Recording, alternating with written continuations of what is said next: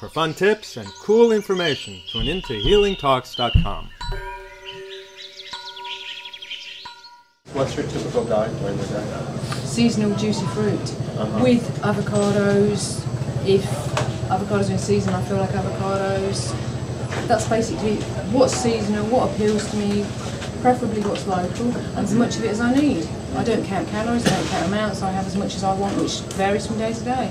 You know, as long as I'm maintaining my weight, my energy levels, and everything's working well, I'm getting enough macro and micronutrients. Yeah.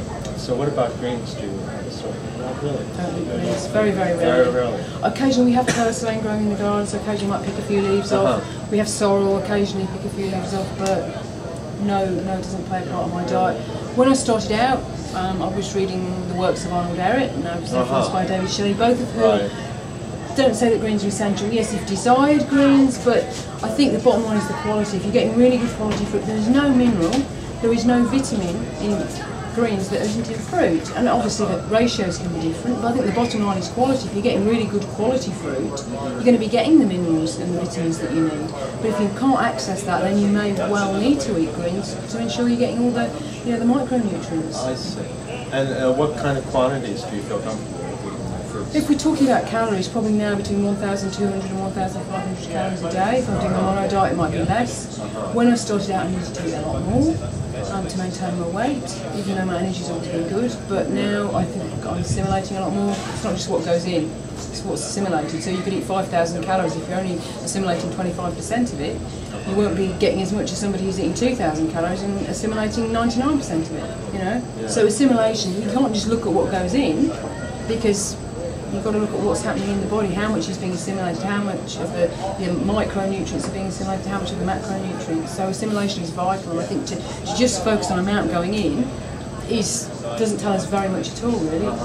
Do you have any tricks for increasing the assimilation? Fasting, water fasting, mono diets. Over time, most people have spent years and years and years on a diet that's not very friendly to their intestines. So to expect their intestines to be in tip-top A1 condition overnight ain't going to happen. Right. So it's time. You've got to appreciate your body. If you're giving your body the things it needs, so good food, sunlight, adequate rest, adequate exercise, good air, it will repair. But it will do so in the time that's appropriate for your own body. And also, something to take into consideration is that the villi can be permanently damaged in the intestine. Some things can regenerate very well, like the liver, but if you cut your finger off, it's not going to grow back again, no matter how much fruit you eat.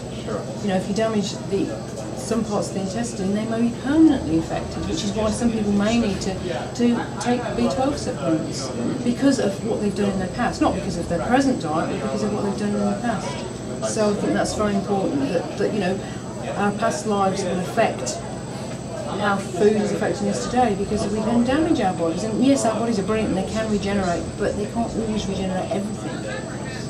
And plus our ancestors, our genetic limitations. So we can do as much as we can by having a healthy, natural diet and lifestyle, but that might not address all the past issues, or not address them immediately. So I think we have to be patient as well, and trust in the body. Trust if you're giving the body the things it needs, it will repair, and it will repair in an appropriate way for itself. And not everybody's the same. One person might heal in a different way, but I think if you're giving your body the tools it needs, it will repair. You've got to have faith, and it's not always going to happen overnight. So faith is an important ingredient. Faith, not blind faith. But faith. But Trust. Trust in your body, that your body is an intelligent organism that is always striving to do what's best for you, and it is. Even when people have serious illnesses, the body's still doing its best. It's good to have that confidence. What kind of work are you doing? Are you doing consulting work, helping other people? I do voluntary consulting work. I'm a qualified massage therapist, and I distribute my book, and I do freelance art, so I do bits and bobs, but I believe really ultimately that healthcare should be free and or by donation, and I think I prefer to donate rather than take money for advice. That's just me personally. No, I understand, because money corrupts the practice of medicine. So. It can do, not necessarily it does, but it can do, and it also changes certain things. But I basically think that healthcare is a right of everybody. I think it's something that shouldn't have to be paid for. Yeah. Now you have a website where you educate people? Yes. Yeah. Can you let the audience know what that is and what it has? It's Yeah, fruitgod.com. There's a contact form on there, so if you want to send me a personal email or a question, I'll do my best to answer it. It's got information about different aspects of a fruit diet, also information on different fruits, information on raising children on raw food diets, and information on sunshine and other lifestyle factors that are important. Okay, so everybody should go there and learn more about the fruit God approach, right? Yeah. All right, that's terrific. Well, thanks so much Thank for you. sharing all that Thanks with for us. asking me. Thank you.